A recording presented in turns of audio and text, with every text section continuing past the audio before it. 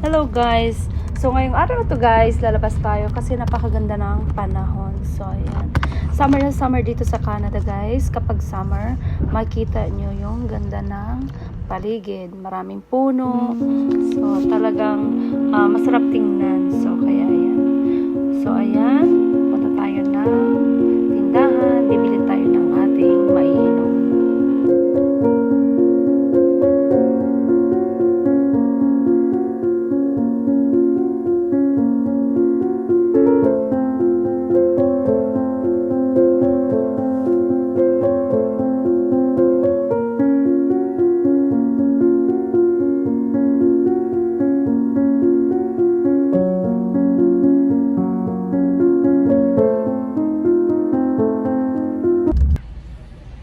Hi everybody! So today,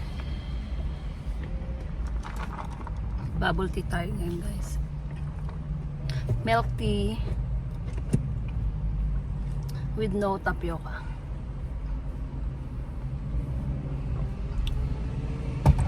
Sobrang init ngayon. So ayan.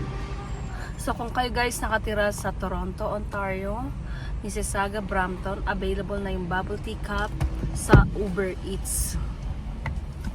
Uber Eats and DoorDash tayo guys. So ayan.